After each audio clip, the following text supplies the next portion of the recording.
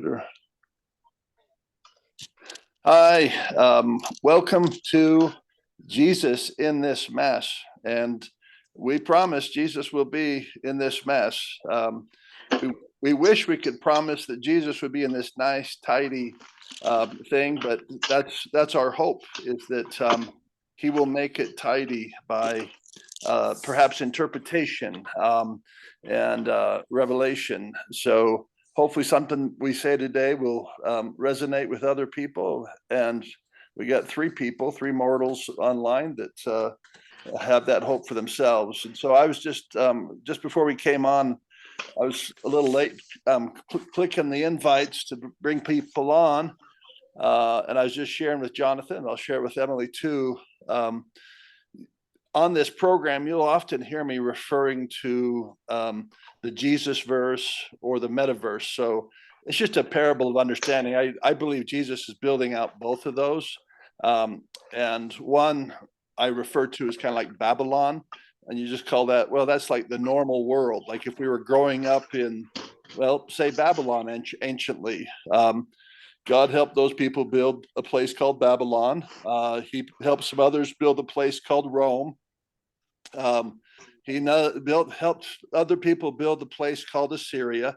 These are just different collections of people, and they would have designations for their areas. We're used to them as countries or kingdoms, and so they are conceptions kind of like of a whole, the whole of Babylon or the whole of Greece or the whole of Rome.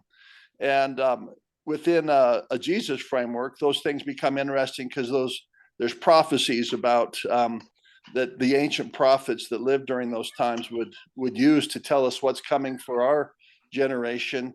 And they would use the things that existed in their generation, places like Babylon or Rome, big empires that were controlling the children of God, speaking of the Israelites.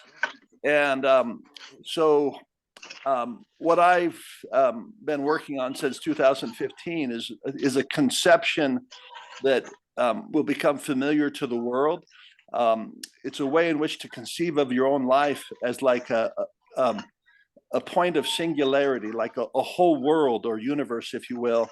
And we're on the verge of that with what's called this metaverse technology. So Facebook got renamed to Meta, and the intention is that people would be able to go to a virtual space. And of course, we're in a virtual space that we are using electricity that is well organized into pictures and sound that makes sense if you speak English. And if you also have an interest in this kind of thing. So we see Emily there scratching away, but we're seeing it electronically. And the world's becoming pretty complex because we're able to conceive of more and more things. And so our individual lives become so complex, we need to have some kind of device that we could manage all this complexity. And so that's what we've done previously throughout time. We've had things called books. So we think of the Bible as a book, but it's actually a compilation of different stories, so separate stories. And you're like, well, what's the power in putting all those things together and calling it something? I don't know, we can call it a world, like Jesus World. Or instead of that, how about we call it a book? So book is a conception, and think of it like a container. So it's a container, and you could decide what to put in there. So that's what happened during the consideration of what should go in the King James, for instance, Holy Bible. They would look at all these manuscripts and say, let's put this in here and that, hold it, not that one. And so then they would leave things out based on doctrinal considerations, maybe some political considerations. But what I'm focusing on is the conception that would help them manage all this complexity of all these ancient documents. They would decide what goes inside this thing called a book. So books are kind of like a world that we're familiar with, a collection of chapters. You put all those chapters together, you got a book. Or like a movie is the same thing. You have a bunch of ideas, you want to share these ideas, And if you put them together, you can call it a movie. So you have scene 1, scene 2, scene 3, scene 4. And what holds that together is like a plot. You'd call it a plot. But what if you had a bunch of movies? You wanted to tell a whole bunch of stories. Well, then you would create maybe a world, kind of like the worldwide, the world of Disney is one of those where they have all these characters. They want to have some kind of container to speak of all of those things at once, so they could at least conceive of those. And so bring all these characters. Well, there's Goofy. Yeah, but does he really belong in here with Minnie Mouse? He does within this world. And so we're familiar with the world of Disney. But what if you had many movies and you wanted to conceptualize them all together? Well, then we have what's called the Marvel universe. So you have all these different characters, and it's handy for our minds to think of this collection, whether it be a Bible or otherwise, a collection of things that we have some kind of word that says all of these things that are that gravitate towards one another. And so the Marvel universe is a cartoon relating well, it relates to cartoon magazines, I guess people would do. So instead of making a book, a Marvel book, I'm sure you can find one of those out there, they started creating movies out of these different characters, Batman, Superman, all those things. And so they can in a single instance speak of all of those together. And then that's why you have this conception called the Marvel universe. And it's literally, if you Googled that, you'd find that. Well, that's what's coming right now, that we live in such a complex time. Our kids need to go like, well, what is all this called? And they'll start grouping it into what's called a world. And you'll have your world, because that helps you then separate and say like, oh, so in Jonathan's world, this is how things are done over there. So like in America, America, we have countries, same thing. You've got a container, and this container ranges all the way up from Alaska down there to the border of Mexico, and we call it United States. Well, this is a long story to say of what God had called me to do is build this conception, this world that would be conceived of as my relationship with Jesus, everything having to do with my relationship with Jesus. Well, that container, some people say, well, that's what church is. And but that's not adequate because his relationship with me started spanning wider and wider. When I got born again in 2015, it started encompassing so many things. It turns out, for instance, that I was called by him. I heard his voice, and he said, I want you to build this electronic thing. And I can't find that anywhere in the Bible. I can find likenesses of it. I can't go to church and say, how do I build this electronic world? And in 2015, there wasn't even help out in the technical world. But now there is, and it's called the metaverse. And people are going to start building worlds, individual worlds. And so I'm going to tie this together now. So now when I receive an idea from God, I have a place to put it so it doesn't get lost. And that's one of the main advantages of having this world, is that as you build your world, you can put containers or places. So right now, Emily's working in a container, and we're familiar with these containers. We call it a house. House has many containers. And so I would imagine her and her husband have a bedroom, and it's probably separate. So we have the kids' room, we have the master bedroom, because Emily's the master and her husband pretends like he is. But that's why it's called the master bedroom. And then you have the bathroom, and that's where you take baths. They should have a poop room that's separate of that, but they don't. They just say, oh, let's just kind of be mushy. We'll just stick it all here together. And the sink room. And so that we just call it a bathroom or restroom or whatever you might want to call it. And that's a good point to say. Like, you can call things what you want. So what she's working right now kind of looks like a hodgepodge, like a kitchen. Is that a downstairs kitchen that you're in, Emily? Yeah, it's a basement kitchen. Yeah, it's a basement It's a kitchen. basement kitchen.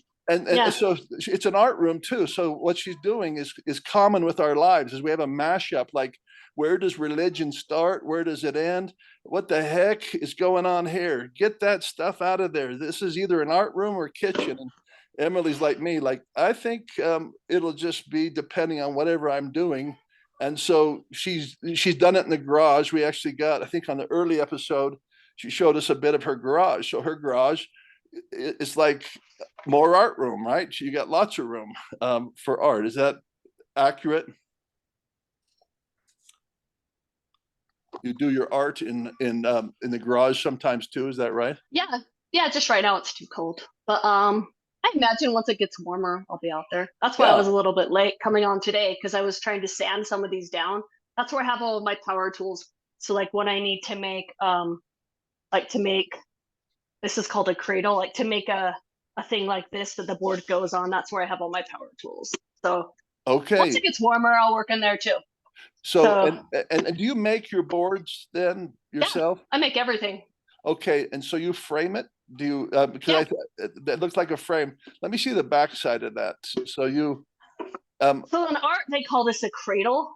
So okay. this is so even my giant paintings have this on the back. So I paint on wood. Sometimes I wrap. I don't have any really. Well, the wood big one behind me, that is a canvas wrapped over wood. It makes them a lot more durable. Um, so I do a lot of prep. Actually, I spend more time doing prep work than I do doing the painting. So yeah. Yes. And So and yeah, I just make everything. Yeah, I'd make it all. and what are you painting today? You a series of finishings of paintings? Are you starting a new one? Well, so mostly just finishing. So last week I started this one. I'm going to finish this one. It's really close to being done. I just need to bring out more highlights Can you zoom it and up just so we can see you, or bring it closer to? Yeah, okay. There we I don't know go. how close I can go. So I just need to make it. I kind of want to add some color. Um, I don't know. I haven't decided exactly which direction to go. Right now it's all kind of a medium gray, and I try to get like a good range of values. So that's what I want to do today is just paint some. I imagine I'll finish this one. I'm thinking sometimes it changes, but my general idea is I'll finish this one today, and I'll maybe start on another. I don't know this one. I don't know. I just go back and forth. I kind of just keep working on them until one speaks to me, and then I just kind of go to it. It's not even really Nice. speaks to me. Just I go with the mood. I wanted to sand this one. I wanted to do, but I wasn't quite able to sand it down enough.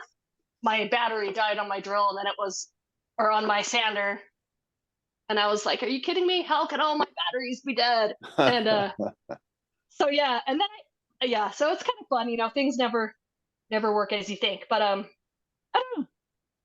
We'll see what I go with. Kind of interesting on this one.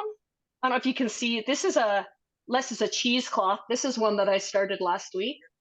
So I Oh put yeah. like cheese. So you guys saw this one. This was a plain piece of wood last week. I put some cheesecloth and some other materials on here, and then now I'm just like sanding them away. When I used this sponge on it, um, the sponge had some dirt on it from this one, and so it like kind of highlighted the imperfections. Sometimes what I like to do in my art is I like to highlight the imperfections rather than trying to hide them.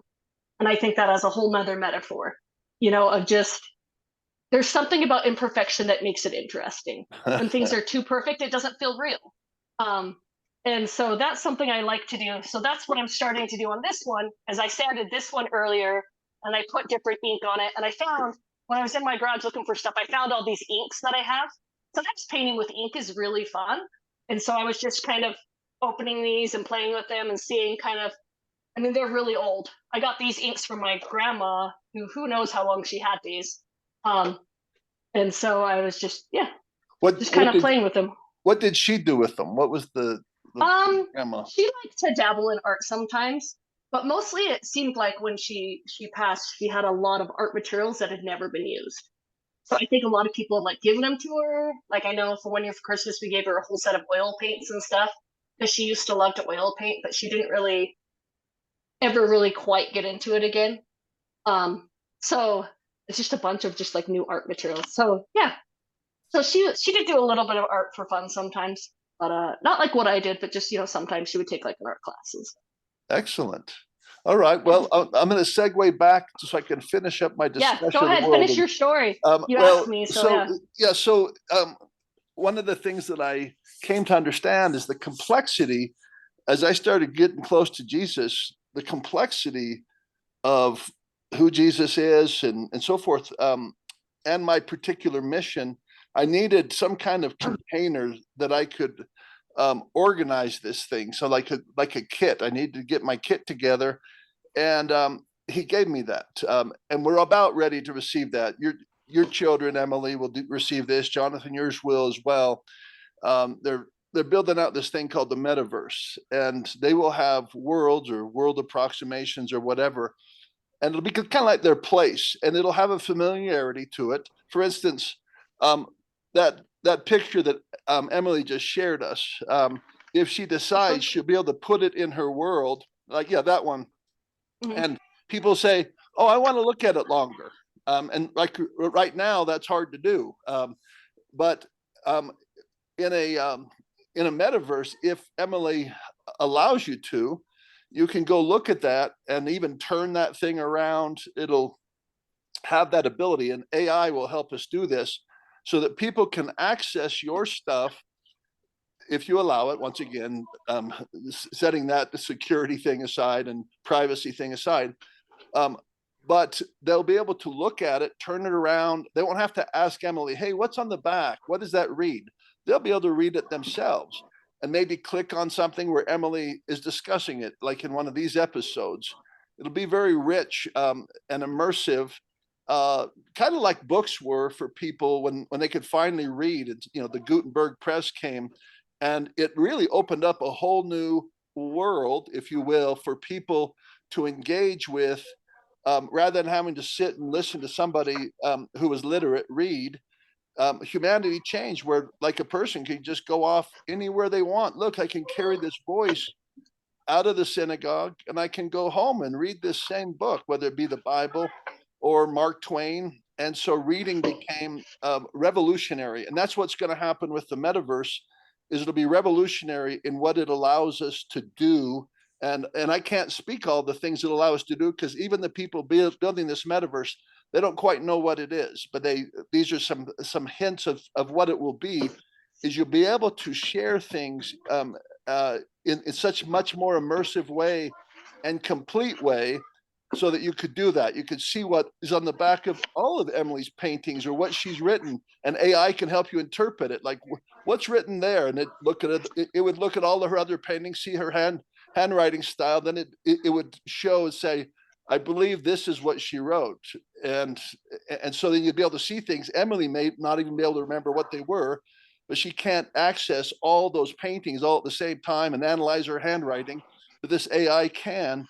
And so uh, back to the blessing of this, because some people are like, "I don't want to live in that future," right? Old people are like, don't want to do it. But that's because they can't see the benefits as well as the dangers and so forth. But having this thing called a world will actually, the most powerful part of it will be having a sense of identity and separateness and collectiveness, that you'll see what you have in common with people. You'll be able to more easily match up with your interests. We already have semblances of that, and it works imperfectly. And of course, it will, even what you're going to see in the next 10, 20 years. But so that's called the metaverse, and it's called world building. Well, Jesus told me that I would work on a kind of a religious type world, because I gave my life to Christ. And so it's called the Jesus verse rather than the metaverse. And you say, "Well, are you going to lay cables and make a new internet so you can?" I don't know. Jesus can do that if he wants to, but I believe it will be just like a different. It'll be coming in on the same wires, but it'll be a different conception, and it will exist side by side with the metaverse, just as we do right now. You could be an Amish person and you're living side by side with what you would call Gentiles. You can live your religious life in peace, and that's what the Jesus verse will try to do: is live in peace with people who say, "Yeah, I don't want your Jesus land. I don't like your Jesus centric ways. Your Jesus themed. Everything's Jesus." I'm trying to find love in this mess, or I'm trying to find uh, joy in this mess, or I'm trying to find fun. I want more of a Vegas theme, and so people will be able to find more easily what they were looking for good or ill, and they'll be assisted by different like electronic assistants and so forth. But we are a little ways in time, probably a couple decades from that. Um, but we're getting closer. I mean, anybody who's paying attention, and I am, I don't pay a whole lot of attention to what's going on in the metaverse. I'm in the Jesus verse. And what I'm speaking of this morning, and I'll wrap it up now, is this ability to have a conception of a whole. Uh, it's holistic, if you will, to think of your life in a whole way, and what it means to be whole. And this will help, that this conception of having a world that's yours and that you're responsible for, you're a steward for that is coming.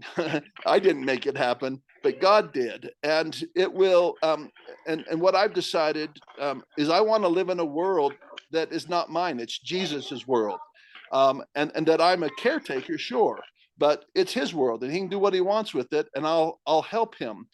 And so, um, back to the organizing tool. So I'm going to give you an example that connected with when I got on here. Jonathan, I admitted him first in this Zoom world. Jonathan and Emily are theoretically come to my world only because I paid the Zoom account and I was able to admit them. And so in my world are two characters, and I love them, Jonathan and Emily, relatively new friends. And so here's how we are able to meet.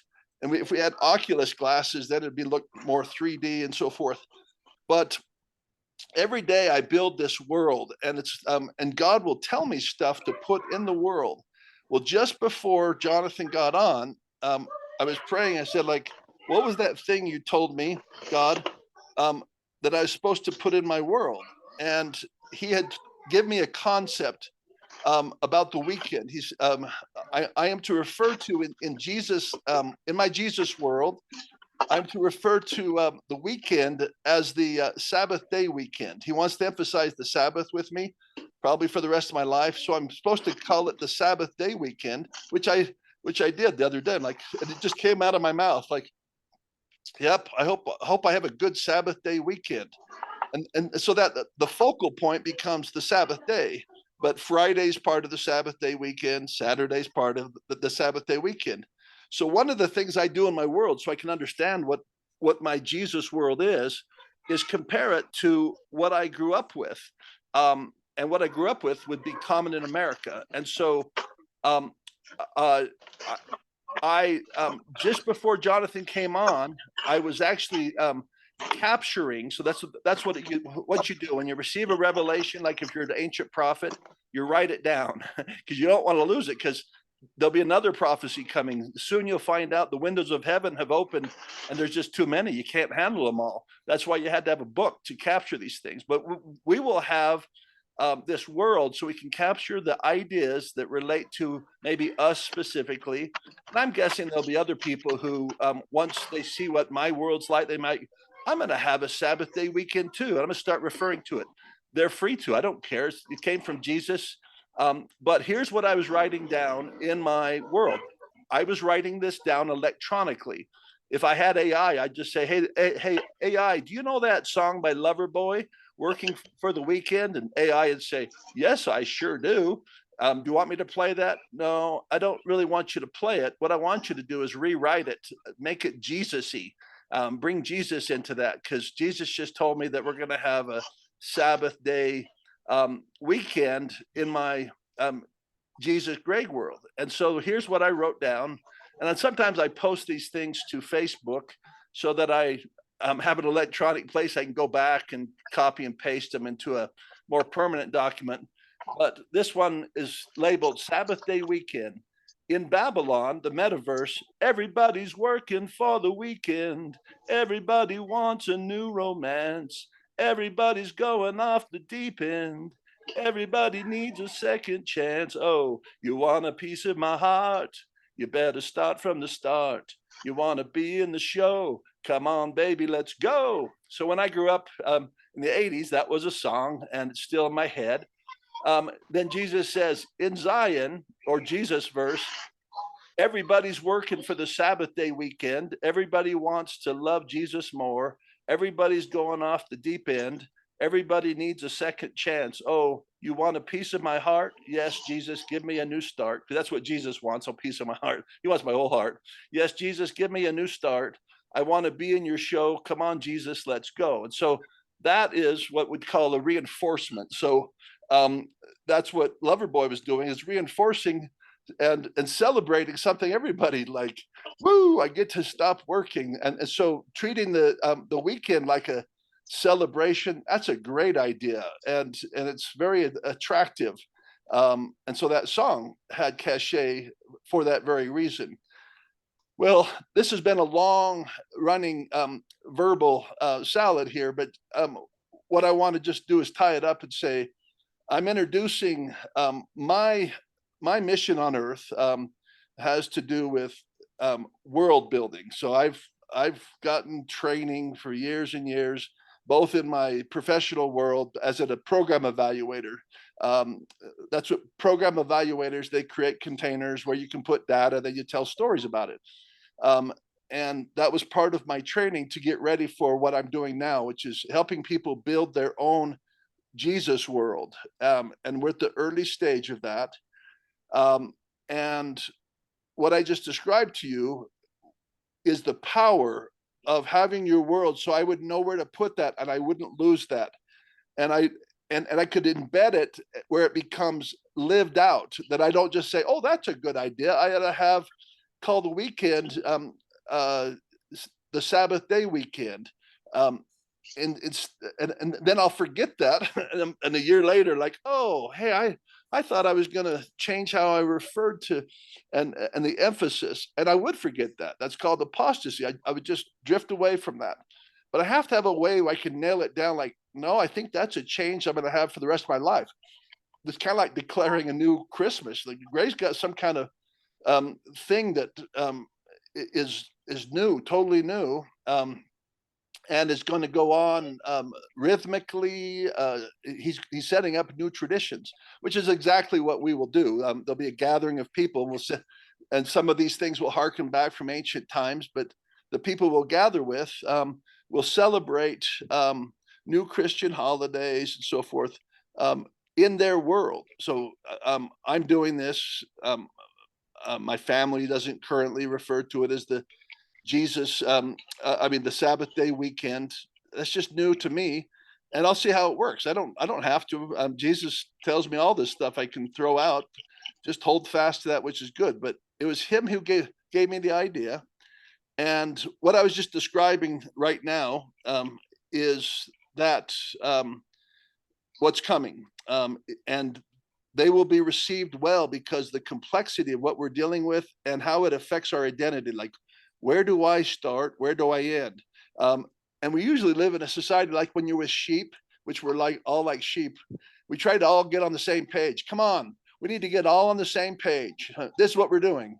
Greg, don't call it that.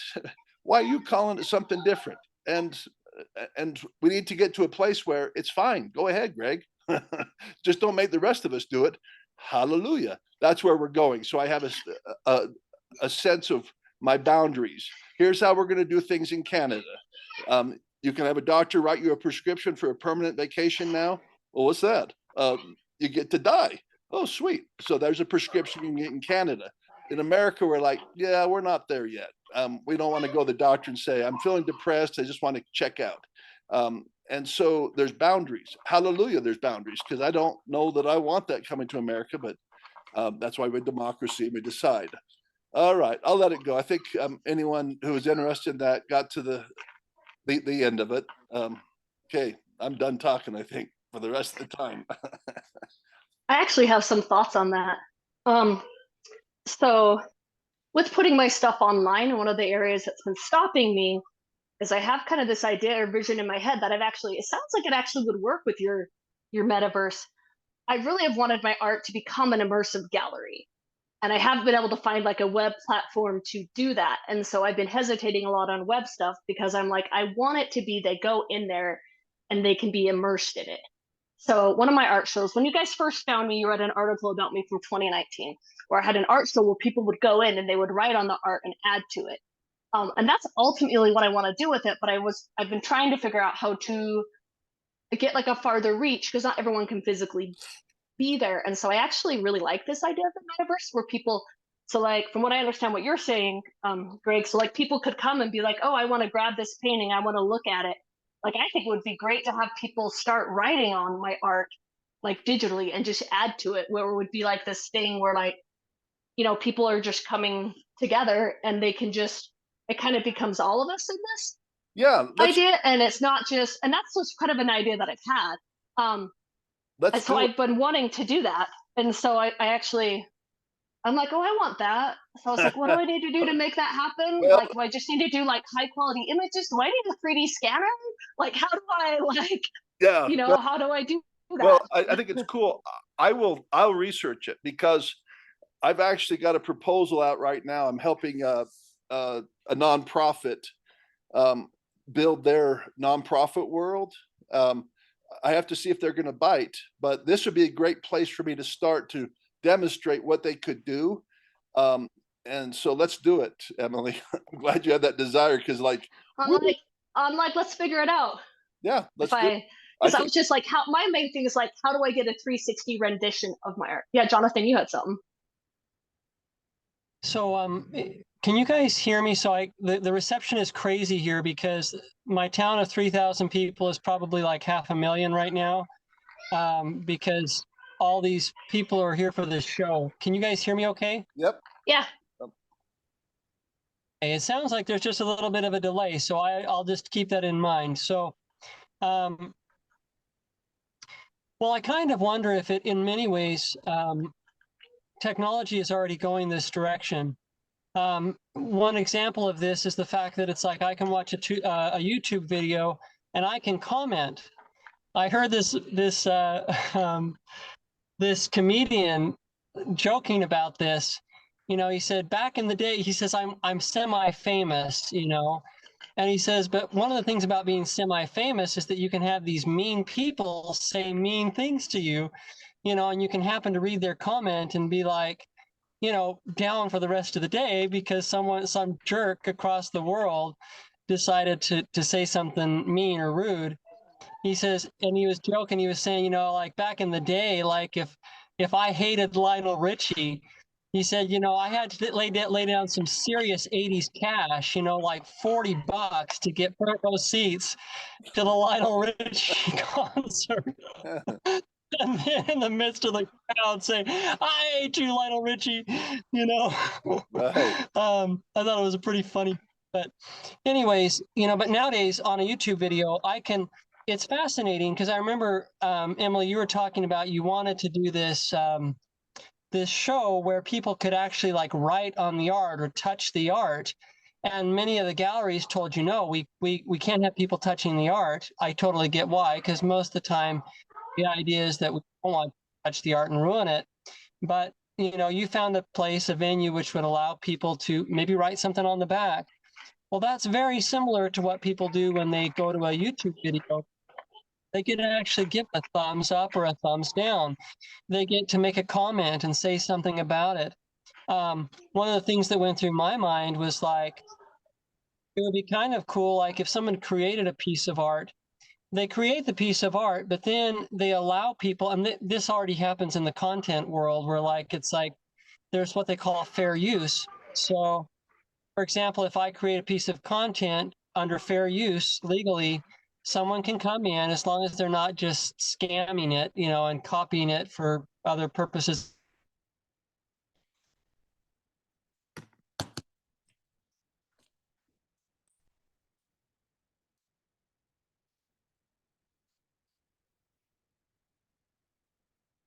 Seeing if a person had a piece of artwork, maybe they scanned that piece of artwork, put it up, and they made a high quality rendition of it, and they said, you know,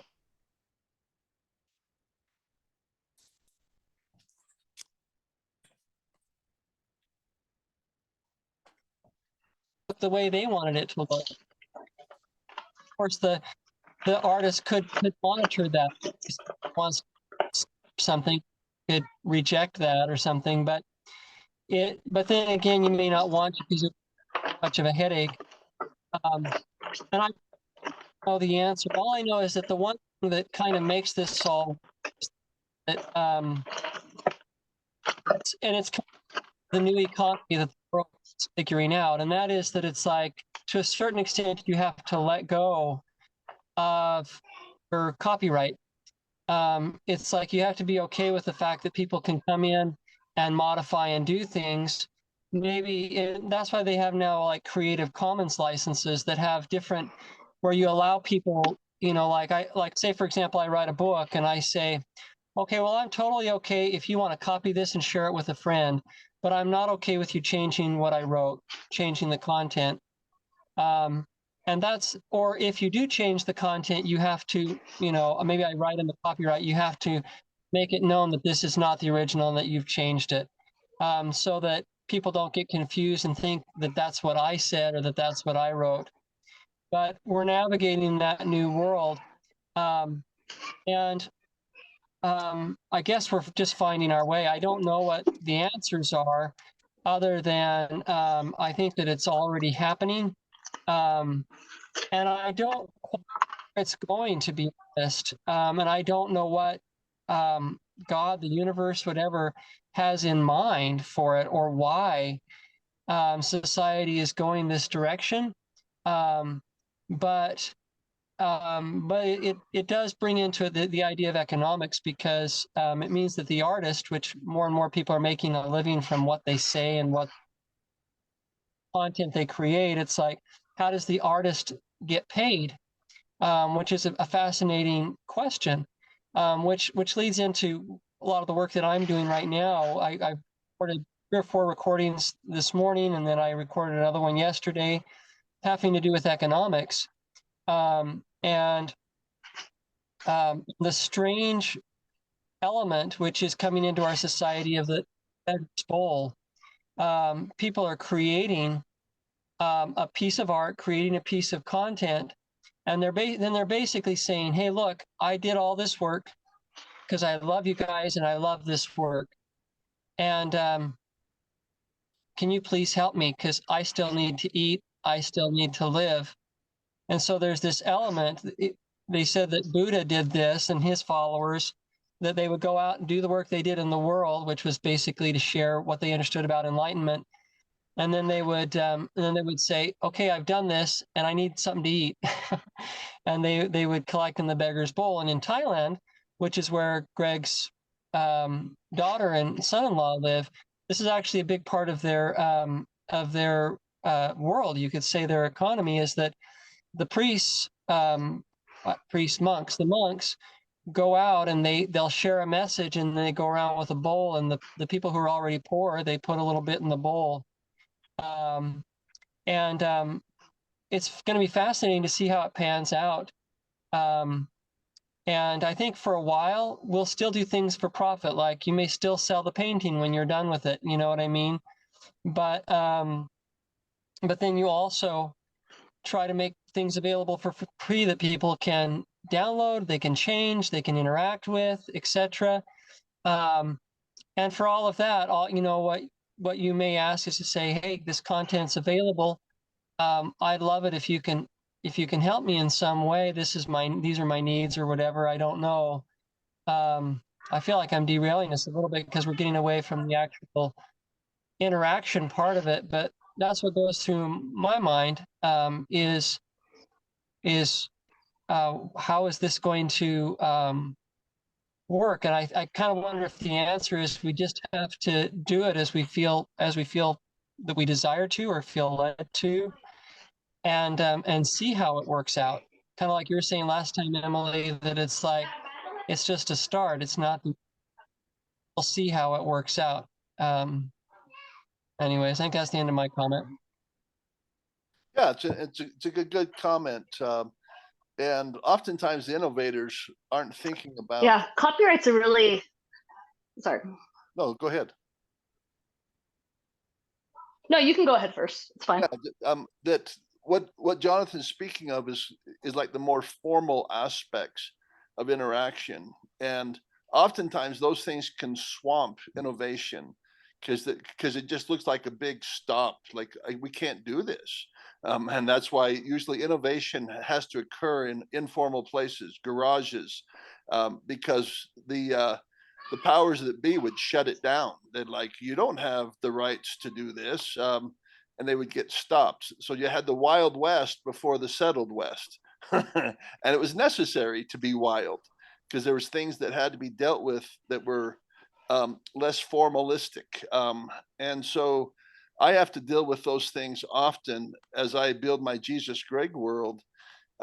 But Jesus basically just squashes all that discussion. He says, "No, just do it for free. Just just do it because you love it." Because anytime I ask marketing questions like, "How do I share this? How do I legally do this?" And he says, "You're not. You're going to go so low that no one cares what the homeless person's doing. Hey, Stephen King, I'm writing down all of your words from this book, and I'm going to share it freely." Okay, I'm not going to meet you in court, and so you go so low, but oftentimes that's where the innovators are, and then they will adjust their things when they need to formalize it, and they'll find that there's still a place they can bring that into the market that they didn't see before, and so that's Jonathan. I know you and I've had many discussions, and the the points that you bring up are relevant, and they're oftentimes where people start. But I've basically been trained out of that. I just like surrender and go, God will provide. You know, how are we going to do this? And it's a valid question, but it can stop you from moving forward with a lot of freedom. And so that's what that the spirit that's taken over the internet is a very creative spirit where people don't care. I'm just going to share this. Do you have the rights to share that? I don't care. I'm not making money off of it. And so then they start doing things that yeah, they're going to have AI shut it down, which they are now, like YouTube and so forth. YouTube will detect that if I stuck a background song 10 years ago, like Don't Stop Believing by Journey, I said, oh, I'd like to see, listen to Journey while Emily's painting. That'd be no problem. But now, if I try to stick that on YouTube, it'll start restricting this. I mean, it might still let us play it, but even in the background, AI is listening. And so those formal things will eventually catch up. And so what I do is I just like, no, we don't have to have, don't stop it now. I'm just going to put a sign up that says, please listen to this episode playing whatever background music you'd like. See, now AI can't stop that. Like, oh, when they're rewatching it, and that's what I'm actually going to do in some of my movies is tell people, hey, the background for this is this song. And so now I've let but I've required my viewer to interact with me more. Oh, so you're telling me, Greg, this 4-minute movie you've just shared, you want me to push the play button on Don't Stop, on Queen, Don't Stop Me Now. Yeah, right there at that point. And so, but that's only because I don't have a bunch of money. If I had $1 million, I'd just go buy Queen, the rights to Queen. So people find ways to work around. That's what hip hop has done. They would do this sampling. And so I'm emphasizing this only because that's a natural progression. A lot of my friends, I don't have a lot of friends, but I've got some, and they will inevitably do the same thing that I did. Their concerns is like, well, how can we do this and make money? That's not my first concern. How are we going to be able to? Because if it is your first concern, the answer is you'll be hedged up. You won't be able to make money off this until it's revealed to you. Mark Zuckerberg just lost $15 billion this past year. Do you know how he lost $15 billion? He poured it down into a little thing called the MetaVerse and said, I'm going to try to grow something here. $15 billion. So in order to do things at the early stage, you'll have to lose a lot of money. Guess how much money, if you opened up a restaurant, how much money as an owner of a restaurant would you make the first year? You'd make about as much as you made the second year, which is what? Zero, or actually in the hole. Most restaurateurs don't make a lot of money until subsequent years, when you get done paying your waitresses and so forth, you get your advertisement. And so those considerations, Jonathan, so I'm not disparaging Jonathan or my other friends, but they basically become non-starters. It takes away your starting energy. Better is just go like, I'm going to do this because I love it, and then I'll let the other things work themselves out. And that's what Mark Zuckerberg's doing. He sees the vision. He knows the metaverse is coming. And even people who are disparaging him right now, because they're poking fun at him, they don't say it's not coming. They just say, well, it's not going to be like he's doing it. And those are the mean ones. The other ones are going like, no, this has to be done. Somebody's got to pour money into this because it's coming. And that is already a done deal, that the metaverse, what I just described, it's coming. If you go research it, and I have, it's going to happen. And so, and that's true of the Jesus verse too. There will be a Jesus verse, and I know because I'm reading in it. You're like, well, how's that going to work competitively? I can't answer all those questions, nor can Mark Zuckerberg, a billionaire, can't answer a lot of questions. And so if you're a creative person, you don't need to focus a lot of energy on those things that are higher level, like how do we make this work? Because they won't present themselves until you get much work behind you. That's what I would argue is it's kind of always been that way, that you have to move forward not knowing beforehand what you're going to do. If instead you were doing conventional stuff, not innovative stuff, then oh yeah, that's all lined up. But if you're trying to do something with out of your van or with very little money that looks impossible, well, you can't open a restaurant unless you've got this and this. No, I can open a restaurant. It'll just be called Greg's tailgate party. Tailgate party? Yeah, I don't have to go through the health department. I'm just going to have a potluck. And I could do that. Oh, but if you take money, I know I'd be in jail. But what if I didn't take money? What if people just brought me food? Well, and you could do that at a potluck. So now you're like working the system by working around it. Correct. That's what churches do. And so forth. We'll have them pay tithing, but this has nothing to do with the church potluck. Okay, that's good. Greg, you're suggesting there's something nefarious. I don't at all. I think there's something tricky, but not nefarious. Why is the serpent harmless as dove? And so, yeah, I'll leave it there. Jonathan, any response you have to that, Jonathan? It's just a trend that I see with all of my friends. Initially, they have that, and it's reasonable because I say that I've reasoned through the same thing, but I've concluded like, we just move forward.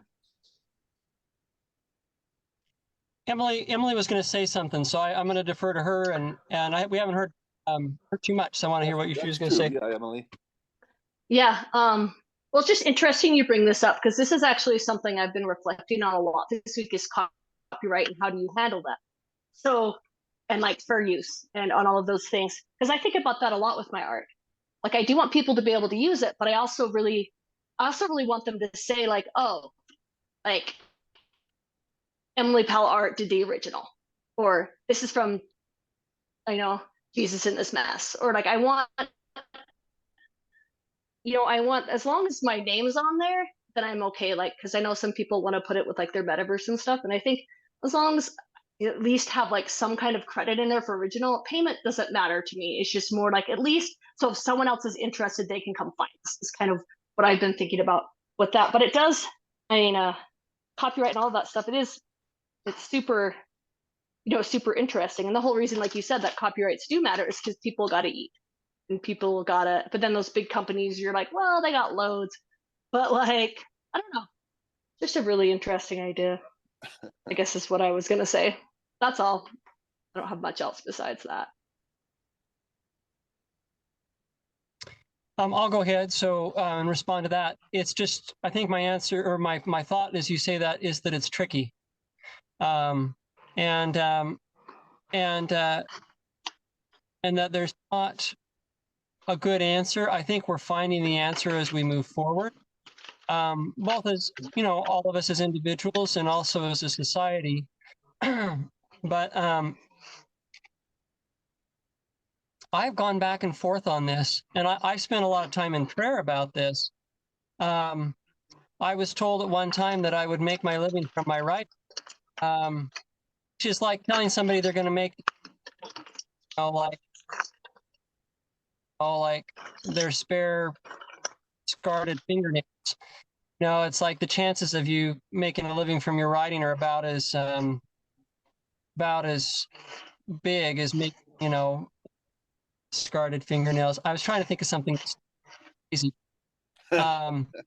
And so I thought, and I prayed about it. I remember like I wrote a little book in 2016, and I changed the price on it several times.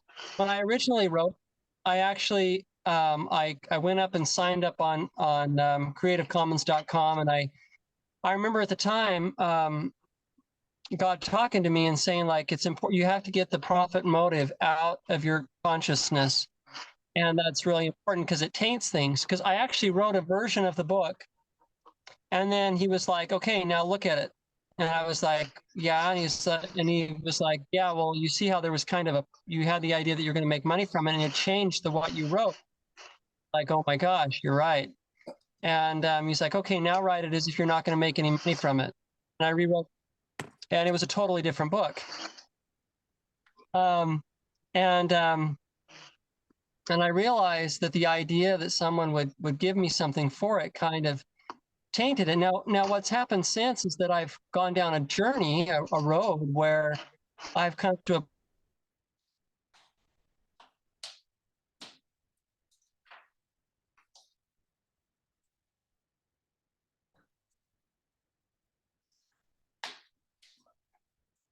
You still there?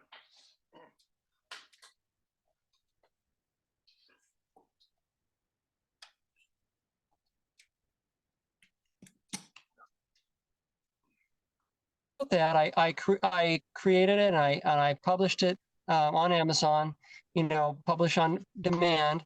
And I remember at the time I so much I was like in this mode, okay, I don't want to make any profit off of this. I don't want to, you know. And so I made it a creative CC0, Creative Commons 0, which means it's in the public domain. And so it means I have no rights to it at all. And, you know, as time has gone on, I realized it didn't really matter because there wasn't a big line of people out the door to, you know, steal my book. You know, I've sold like a copy here and a copy there. I've probably given away as many copies as I've sold. And then I remember like a couple of years ago, literally within the last year and a half, 2 years, I had the impression I got a clear answer. Like one day I was like, well, you know, I don't even know what to charge for this thing. And an answer came into my mind. And it was it's about 40 pages long, large type. It's more like a pamphlet.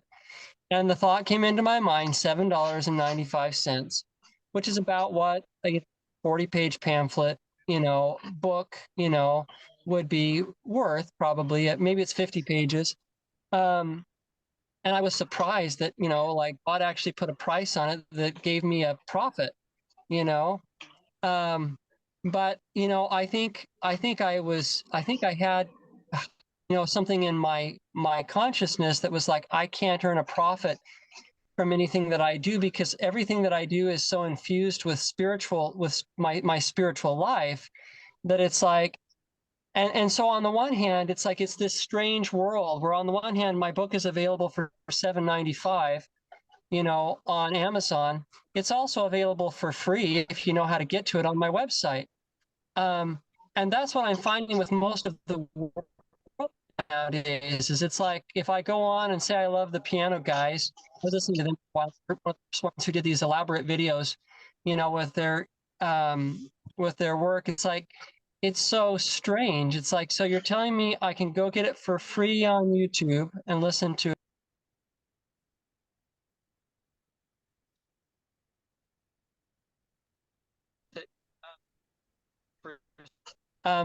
So it might be better, Say that you know, because it also, last two sentences again. Say the last two sentences again. okay, sorry. So basically, you know, like someone puts their music on YouTube, and so at the same time you can get it for free here, or you can go pay for it over here on this other platform. It's just a strange world that we live in, and it's like we're navigating it. And I have the feeling that the truth is that the truth is kind of taking a line down the middle. It's like it's not throwing off copyright. You know, like I say, my book is still available for $7.95 on Amazon. It's not throwing off the idea that we need money, because we still need money. But it's also, it's like dipping its toe into this realm of doing things for free. And I have the feeling like the world reborn, like the millennial world that we envision, like I kind of wonder if the time will come where we'll just completely, and there'll be no money. We won't worry about the money. We won't worry about all of that. But in the meantime, we're walking this middle road. That's the reason why I still, like, there's times where I'll just say outright to the, you know, it's like, you know, hey, I'm making this all available for free, and if somebody can help out, I appreciate it. That's what people are doing when they say, you know, I have a Patreon account. We were talking about doing a Patreon account for this thing. And the idea, the reason is because we're not fully in that new world. Emily, you look like you have something to say. I do actually. So this is actually something I've thought about a lot with this series. When I started in 2018, um, I was just in grad school. I wasn't working much. We were living on my husband's income, and it wasn't very much, and it was pretty rough. And I remember talking to my professor and other people and being like, is it bad to sell pictures of Jesus? Because I was like, because it was just this thing. I was like, does that make me like, is that priestcraft? Where I'm like, and so I kept trying to be like, where's the balance? Because I wanted to do it all for free, but then I also had this whole idea of like, well, I gotta eat. You know, my family, we've got to have, you know, we need to have enough for our needs. And so I think that's something I've so for a long time I did just give these away. Um and I mentioned that to you guys before, but then I found they didn't have value, like people that would want them or get them, and then they wouldn't like take care of it, maybe. Like it didn't have enough. And I guess that's just I mean how it is. And so it's just I only want to say, I guess, is it's an interesting concept that I've thought about a lot. And I think right now the thing that makes me feel better about selling it is like the whole idea, like if I can give the money I get from it to others or to those who need it, then it makes me feel better about it. And it's kind of a weird thing. Like you said, Jonathan, you know, you were writing it. I really related to the thing when you were like, when I thought about selling my book, like you said, you had like a whole different concept. So one of the reasons I really stopped doing a lot of art and posting it online is because I don't like to post my own stuff online. I don't really like to toot my own horn. And also then I get really caught up in how many likes and comments I get. And um, so that's why when you guys approached me and you started doing this YouTube stuff, I was like, this is fantastic. It's going online. I don't even, it's not my channel, so I don't pay attention to how many subscribers or how many likes, versus if it was my own, I would be obsessed with that, right? And I know I would. And I would be like, oh, it's not getting enough likes. Why am I doing this? Nobody's gonna see it. And so I kept trying, like I kept trying to find ways, but I guess the truth was is I just needed other people to like do it so that I wouldn't have to worry about that aspect of it. And which I love, so thank you guys. But yeah, and then just another thought not related to that, if I can change the subject, is that okay? Yep. So it's been really interesting on this painting, and I struggle with this on a lot of my art, is they get really dark. And I have a hard time adding highlights and things without making them too stark when I'm doing this kind of painting techniques. And so this one, I kept trying to add white and add white, like to make it brighter. And it just looks really muddy and it didn't give the look I want. But it wasn't until I came on here and I started carving away and removing layers that the light came out. And I think there can be a whole metaphor there of like, you know, you can keep trying to cover up something or to cover up a mistake. But I think that once you fess up to it's the right word. It's like you have to come to Jesus and he has to make you raw and bring you back down to the roots to what's underneath.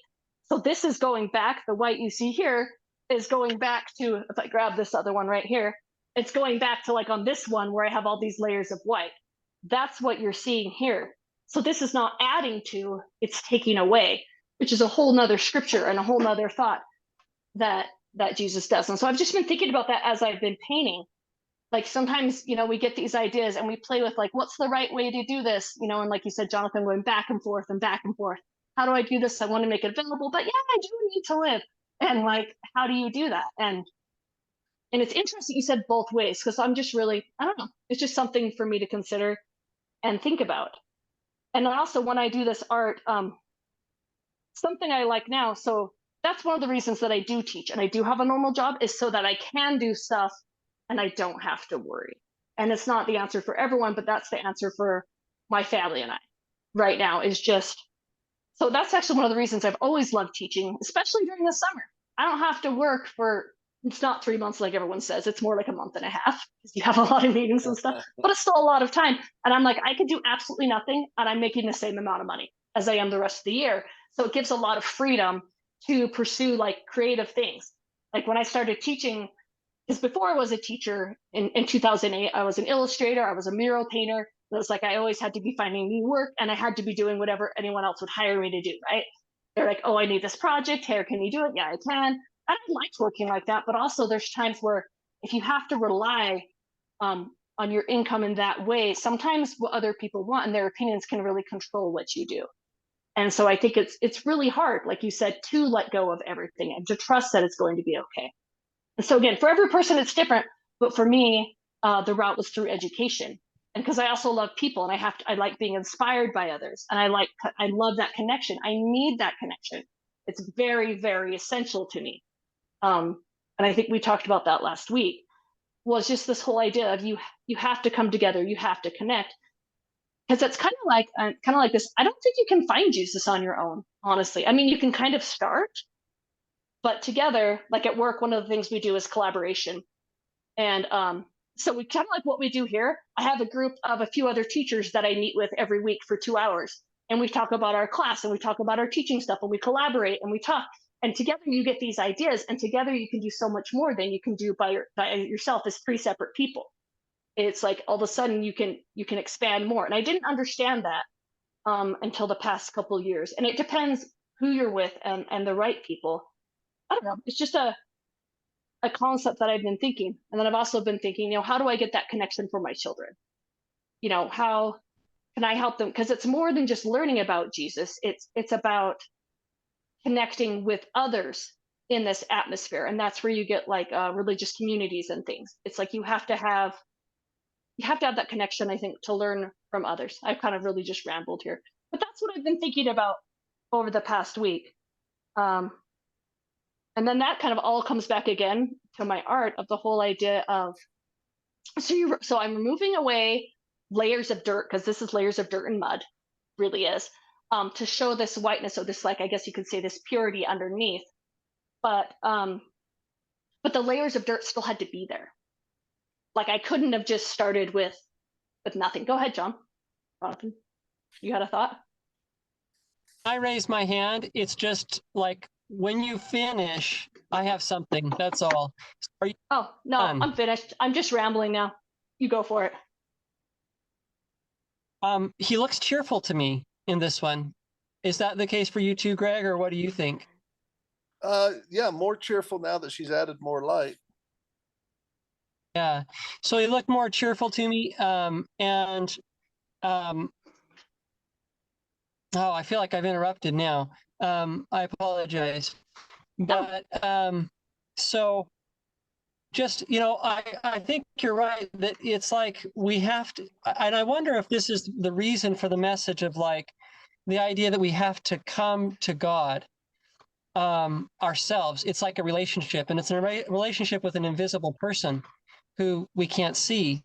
So we have to go completely on feeling. And it's like the reason it's so important is that all we have left outside of that is the bare bones word, like black and white on the page, something that God said to somebody else at some time. So the scriptures or whatever. And it's like, and the reason that's so hard, the reason Christ said law killeth, he could have also said in a way the word killeth. And the reason is because like it doesn't take into account what I need to be able to get to where he wants me to be. You were talking about how like you solved this problem with education, right? Because that was the road that he needed to take you down to give you the freedom to do what you're doing right now. For me, what it was going low. I didn't intend to go low. I didn't want to go low. But it's like I kept saying, oh, this terrible thing can't happen. You know, it's like you know, there was a time when I was going to lose my driver's license if I didn't like pay this certain fine, and I was just fretting over losing my driver's license. Well, the time came where I couldn't pay the fine and I lost my driver's license for about 6 months. Now, the truth is it was kind of stupid because I didn't even have a car at the time. And I was already riding the bus. And what I discovered when I lost my driver's license was that, oh my gosh, well, I just ride the bus.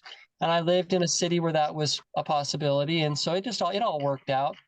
And there was a time where I moved into a tent, and I had family with me in a tent.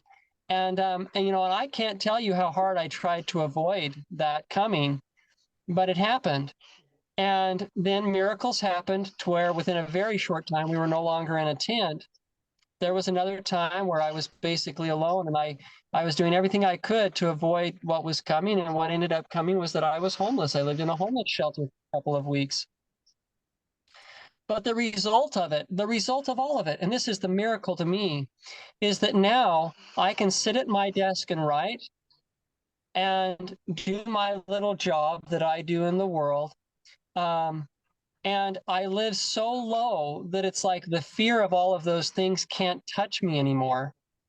It's like I'm able to do my work without a thought of, and so so what do all of us need? Well, all of us need to be able to do the thing we feel like we are called in life to do without worrying about the bottom line. That's essential, because when you're worried about the bottom line, you do things you wouldn't normally do, which harm other people. And, you know, the history of the world and the bloodshed and everything is exactly that. People trying to do good things that they think are good, but they can only see the way to do it by you know, because they have to fret that bottom line. And so it's like, so God takes us on an individual journey. And this is the amazing thing about it. You're talking about, well, what, you know, how does that come to our children? And it's like, what I kind of wonder is, it's like, well, first of all, the answer is I have no idea. I wonder the same thing.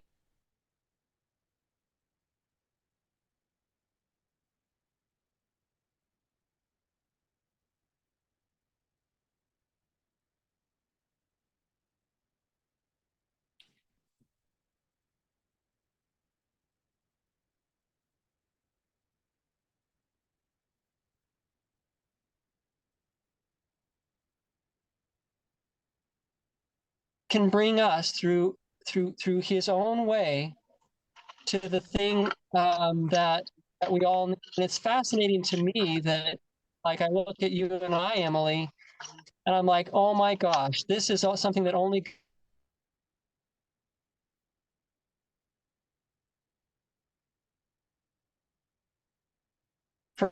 was through education and through coming to have, you know, like creating this thing that takes care of her finances. And for me, it was through almost the opposite, you know, like needing to not be able to work and not be able to, you know, have the money that I need. It's like that was what brought me to the thing of being able to do my work without worrying about where.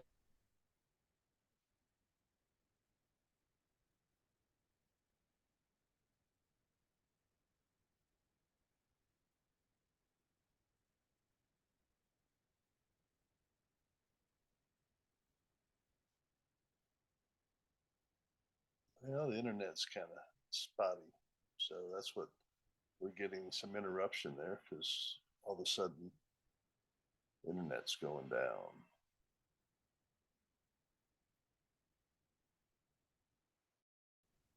Okay. Hey, we're back. Um, Yeah, the internet so went down. We'll it probably wrap it happens. up. Give your final thoughts. Okay.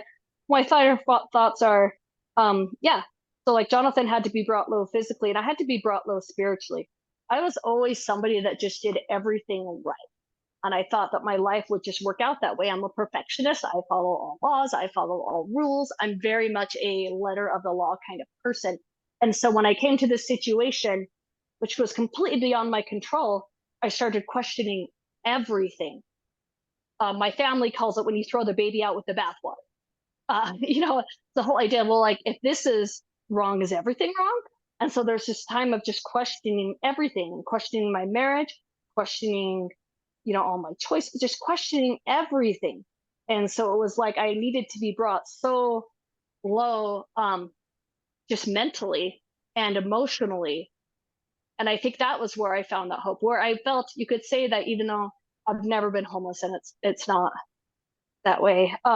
But spiritually for me, it's what it felt like. Everything I thought I believed and everything that I held dear was completely taken away from me. Everything. And so I was just in this, I was just floundering. And that's happened to me several times over the past several years. And even before you guys found me, I was kind of having a moment of floundering again, where it's just like, um, and you have to start to wonder, like, where is God? Like, and that was again why I started this series. It's a genuine search. And every time I do it, it is a genuine search. It's me saying, and sometimes when I first, besides when I do these with you, at other times when I've done them, it was like I was in a moment of depression and anxiety, or I was feeling very lost. I was feeling very alone. And it was this whole idea of I just felt alone and I needed to connect somehow, somewhere with someone or something. I had to have, like, I had this hope that there was something out there and I had to find it. And that's really, I think for me, like what, and everyone has their different way of finding it. And for me, it was through making a mess. I knew my life was a mess. I knew that my marriage was a mess. I knew my family was a mess. And I needed something. And so when I could make a really big mess and carve things away and use mud and dirt, like I have other ones I've used, like the grossest stuff I can find, not poop. We've clarified that in the past, but like other things that, it was this whole idea of that if I could find him in here, then maybe there was some kind of hope. I don't know. That's just, yeah, No, that's that's my good thought. and inspiring for those who are in a mess. I'm in a continual mess, um, oftentimes of my own making. And 100. So here's the thing I've learned: it's 100% me and 100% Jesus. He either permitted it or purposed it, which doesn't matter to me whether you permitted or purposed Jesus. I'm in a mess. So this is Greg's mess and Jesus's mess, and it's designed in. It's called intelligent design. He can design a mess, whether he permits it because of your weakness and it just happens, like, or he can make some of those things happen. I don't know. It's beyond my pay grade, but I do know that life is messy and that there's still hope within that mess. And so that's what you described. Um, I'm getting used to waking up every day and feeling overwhelmed, like, oh my goodness, I'm close to Jesus, and this is how my life is. And I have to seek him, and I have to do these rituals, these routines. It's part of my Jesus world that involves um, deliberate effort, um, and um, and a series of things. Anyone ever wants to look at that, it's really roughly sketched out at www.getmorejesus.com. So that's my the way I understand. Like, the answer to the problem is always I need to get more Jesus, and you could say get more love, get more truth. All those things would be truth. I need to get closer to the way, and oftentimes what I'm trying to do is get a feeling where, because that's all it is, that my life doesn't change, but my feeling about my life does. Like, it's all okay, and whether that day comes when somebody dies, my wife dies, I'll still need that it's okay to have a day where it's not okay, and 2 days and a month. But at some point, I need to get to a place where it's okay, and we move forward. And I I'm learning how to do that better, faster, and cheaper. Um, and so that's what technology lets you do.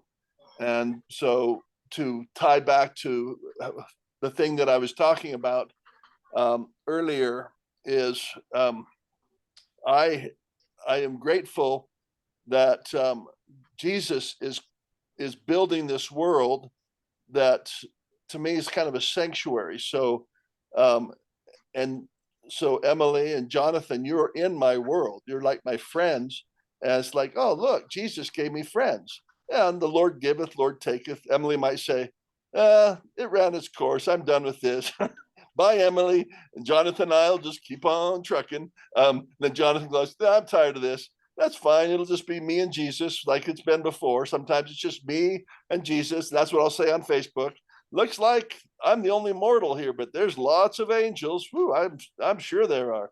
So I look like a crazy man. You guys just make me look a little less crazy, um, talking about this collection, this gathering. When you're one person, you're saying there's a huge gathering.